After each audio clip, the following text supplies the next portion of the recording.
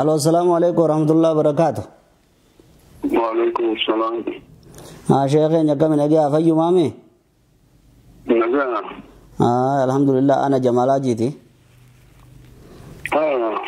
guyyaa arafaati gaa'ee du'aa'ee nun dagatinaadha isin dhaammachuudha ta duraan duraati.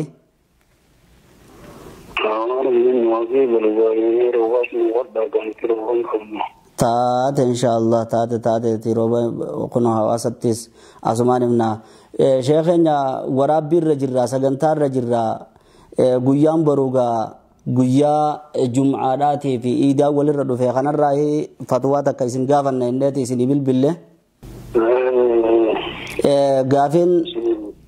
gaafin barbaanne guyyaan jum'aadhaatii fi guyyaan iiddi yeroo walirra dhufe iida jum'aa salaatuunis namni iida salaannaan ruqsaadha jum'aa salaatuunis akkasuma ammas salaata zuhuriillee salaatuunis ruqsaadha ila asriidhatti salaatu yoonii fi dhabdanis rakkoo hin qabu jechaadha. Namoonni tokko fatwaa godhanii asiin sooshaal miidiyaa kanaan dabarsaa jiranii kanarraa maal jettanii akka hukmii shari'aa islaamaatitti dubbiin tun maal fakkaatti jechuudhaan isin gaafachuu barbaade.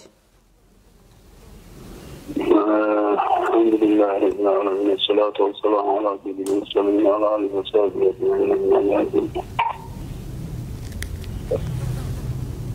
Akindi wani yogu idi lama wali kabante nabi idi lama wali kiri kabante aya idi lama wali kabante faida tijumada bi ida wali kabame aya nabi kana yaqra'u fihi بسبح اسم ربك الأعلى لچوتو صلاته آیا سبح اسم ربك الأعلى لچو غیثتو قرأے جبنما غیثتیس عید غیثتیس آئیے رواية مسلم حديث مسلم جباد أخبر حديث مسلم آیا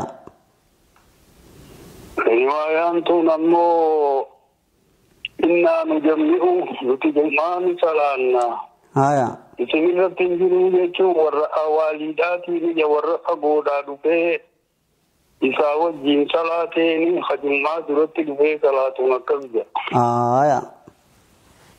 Kana maaltu fassara warra awaalii ta'uu riwaayaa Usmaaniitu fassara. Usmaaniis akkasii ruqsaa godhee warra awaalidhaati. Ammoo warri salaata zuhuriidhaa dhiisuun hinjiru salaata zuhurii dhiisuun 5 salawaatin katabahunna Allahu fi kulli yawmin wa layla ja'a. Hayyee. Salaata Afrikaa wajjabsiisuun garre. Haya. Salaata zuhurii dhiisuun hinjiru warra fagoodhaatii. Warri fagoo hajummaan dhufne sanis salaata zuhuriin dhiisan.